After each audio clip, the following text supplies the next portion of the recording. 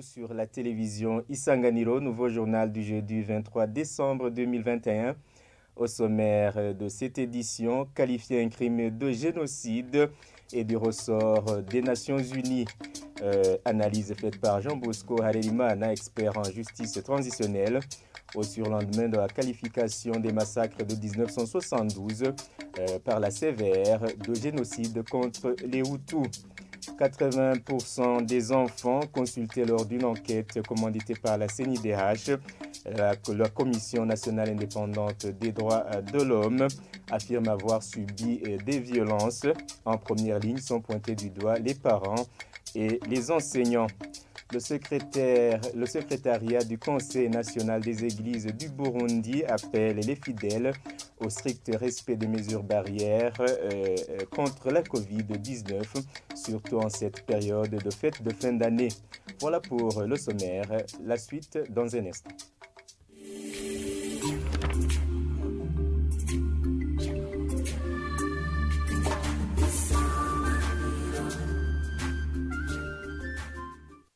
Bonsoir. Qualifié un crime de génocide et du ressort des Nations Unies, c'est l'avis de Jean Bosco Harelimana, professeur d'université spécialiste en justice transitionnelle.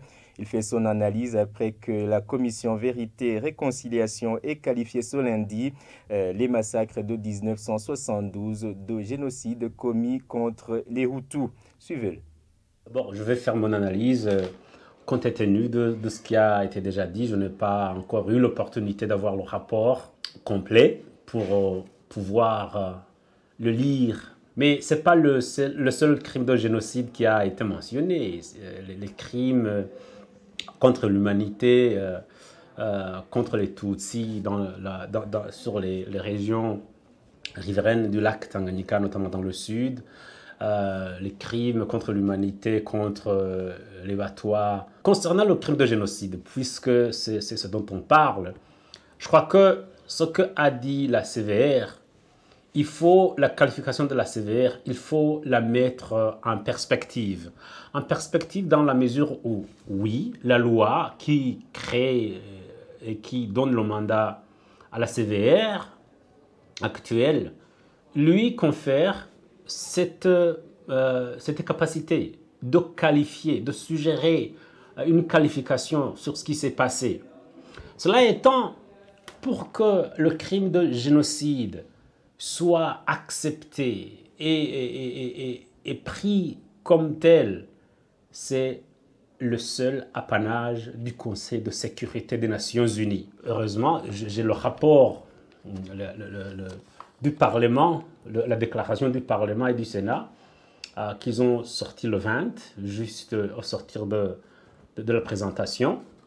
Dans leur suggestion, sur le point 15, ils disent qu'ils demandent aux instances de l'Union africaine, des Nations Unies et d'autres parties prenantes de faire les constatations de la CVR sienne, c'est-à-dire que ce soit la CVR, que ce soit le Parlement et le Sénat burundais, mon impression est qu'ils comprennent que ce n'est pas une qualification définitive.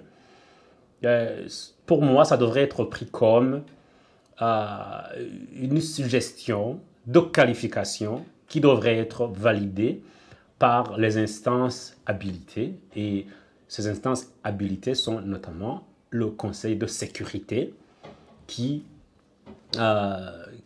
qualifie de génocide un crime après avoir mis en place une commission d'investigation d'experts qui ont non seulement des connaissances solides, mais aussi qui ont une expérience consistante en ce qui concerne les crimes imprescriptibles, dont le génocide. Plus de 80% des enfants consultés dans une enquête de la Commission nationale indépendante des droits de l'homme disent avoir subi des violences physiques. Cela a été exposé dans une séance de restitution des résultats d'une étude sur la problématique de la maltraitance des enfants. Selon ce même rapport, les parents et les enseignants sont parmi les principaux auteurs de maltraitance des enfants. Les détails avec Aubin Nyonguru. Selon ce rapport, les parents et enseignants sont les principaux auteurs des violences physiques, psychologiques et la négligence faite aux enfants. Dans les régions urbaines, ce sont les motards qui sont pointés du doigt. Dans les provinces du littoral du lac Tanganyika, ce sont plutôt les pêcheurs qui commettent en grande partie des violences sexuelles sur des jeunes filles. Une autre catégorie d'auteurs de violences poursuit le même rapport, ce sont des policiers qui procèdent à des violences physiques, surtout dans des zones urbaines. À part les violences physiques et psychologiques, cette étude sur la problématique de la maltraitance des enfants a relevé d'autres formes de maltraitance. Il s'agit de la maltraitance liée au manque de soins de santé, celle liée à l'alimentation, l'exploitation sexuelle ainsi que la maltraitance liée aux pires formes de travail. Le président de la Commission nationale indépendante des droits de l'homme, Sixte Vigny Nimuraba, fait savoir que de telles études permettent à l'autorité publique de prendre des mesures face à une problématique donnée. Si le gouvernement a besoin de prendre des décisions, de mettre sur pied des politiques pour éradiquer le problème de maltraitance des enfants, le gouvernement va avoir un repère. Et ce rapport va aider aux décideurs politiques pour pouvoir se ressourcer chaque fois de besoin et mettre sur pied des politiques et des stratégies en vue de bien lutter contre ce phénomène de maltraitance des enfants. Cette enquête a été menée dans 4 provinces où la CNIDH dispose des antennes, à savoir Bujumbura, Gitega, Ngozi et Makamba. Page gouvernance à présent, la vulgarisation du portail Isoko permettra de faciliter l'accès aux informations relatives à tous les services offerts par différents ministères du gouvernement burundais. Annonce faite dans un atelier de vulgarisation de ce portail ce jeudi par le ministre de la Santé, plutôt le ministre de la Fonction publique et de l'Emploi. Dr Tade Ndikumana annonce par ailleurs la mise en place d'une commission chargée de l'actualisation de ce portail. Suivez-le.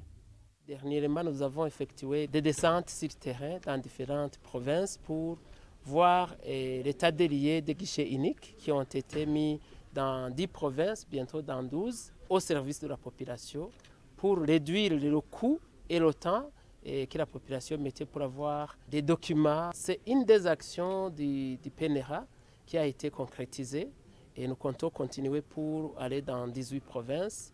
Mais aussi, nous avons vu que la fonction publique est décentralisée au niveau provincial. Nous comptons aller jusqu'au niveau communal. Alors, le portail Isoko contient beaucoup d'informations, plusieurs informations relatives aux services de l'administration dans les différents ministères, et pour que la population puisse s'en imprégner et l'utiliser. Parce que ce portail est un outil idéal pour ne pas dépenser beaucoup d'argent, mais aussi s'atteler aux travaux de développement. Et il renferme beaucoup d'informations. Et alors, nous avons constaté que même si le portail Isoko a été mis sur pied, il n'est pas connu par les usagers. C'est dans ce sens que nous avons voulu réunir les différents directeurs des ressources humaines de tous les ministères pour qu'ils puissent constituer le relais, mais aussi pouvoir alimenter, mettre à jour ce portail. Ça va rentabiliser les services. Les gens vont avoir toutes les informations au niveau des services de l'administration publique étant au travail, à travers les TIC. Et aussi, nous avons aussi géré que dans chaque ministère, il y ait un point focal, un service d'accueil, parce que nous avons constaté que, compte tenu de la variété des administrations, des directions générales, des services publics, la population prend beaucoup de temps à chercher des services, alors qu'on devrait mettre un service d'accueil et un point focal qui est connu, quitte à ce que la population qui se trouve à l'intérieur du pays puisse, par le biais de téléphone ou un message WhatsApp, puisse avoir des informations idoines par rapport aux services qui sont rendus. Le secrétaire général du Conseil national des églises du Burundi appelle les Burundais en général et les fidèles en particulier à prendre au sérieux les mesures barrières contre la Covid-19, surtout en cette période de fête de fin d'année. Révérend pasteur Sylvestre Widimana apprécie l'initiative de certains responsables religieux qui suivent de près la mise en pratique de ces mesures et demande à tous les autres à servir aussi de modèle. Suivez-le. Une catégorie de fidèles, des chrétiens, qui ont des croyances négatives, qui disent qu'ils ne peuvent pas être contaminés parce qu'ils ont le sang de Christ, parce qu'ils croient. Il y a aussi la pauvreté. Ils ne peuvent pas se contenter d'acheter les masques alors qu'ils n'ont pas eu à manger. Il y a qui ne se soucient de rien. Je voudrais féliciter et encourager certaines églises dont les responsables ont pris la question très sérieusement. Ils ont augmenté le nombre de services. Ils ont aussi réorganisé les sièges. Ils font respecter vraiment les mesures. Ils mettent même en place des gens dans le protocole à tous les responsables de confessions religieuses, au niveau de l'église catholique, au niveau de la Comibu, au niveau des églises protestantes, que vraiment nous soyons tous responsables, que nous augmentions le nombre de services. Je voudrais aussi lancer cet appel pour demander aux responsables des confessions religieuses à être des modèles. Et même, il faut qu'ils portent les masques, qu'ils soient réprimés à se laver, à utiliser des désinfectants. Pour les fidèles, à chaque fidèle qui m'écoute, dans les mosquées, partout dans les églises, je voudrais vous demander, chacun là où il se trouve, de respecter vraiment les mesures barrières. La parole de Dieu dans Matthieu 28, versets 19 à 20, on nous dit d'aller au monde et de changer le monde. Il faut qu'on change le monde à travers le port de masque. Ils vont aussi suivre, il faut que nous soyons vraiment une lumière. Se déplacer vers l'intérieur du pays est devenu un casse-tête, surtout en cette période de fin d'année. Les propos sont de certains passagers qui se sont entretenus avec nos reporters au parking du marché de Cotebu. Les véhicules étaient en nombre limité lors de leur passage. Les chauffeurs de ces taxis indiquent que le manque de taxis est lié au prix des tickets de transport fixés par le gouvernement, des prix jugés insuffisants par ces derniers. C'est un reportage signé Sheila Irambona. Arrivés au parking des taxis se trouvant près du marché Cotebu, beaucoup de personnes venant prendre un déplacement vers l'intérieur du pays se remarquaient dans la matinée de ce jeudi. Néanmoins, il y avait très peu de taxis faisant le transport vers l'intérieur du pays sur place. En cette période de fête, ceux avec qui nous sommes entretenus ont affirmé que se déplacer vers l'intérieur du pays est difficile. Ils ont cependant apprécié le fait que les prix n'ont pas augmenté. Je vais monter avec les mêmes frais comme d'habitude. Je ne vais pas vraiment me plaindre que j'ai utilisé beaucoup d'argent. Interrogés sur le fait que ces taxis ne soient pas nombreux, les chauffeurs de taxis faisant le transport vers l'intérieur du pays ont indiqué qu'ils ont été sommés de ne pas changer de prix du ticket pendant ces périodes de fête et que cela fait qu'ils travaillent à perte. Ils demandent aux responsables de les laisser travailler comme ils le faisaient jadis.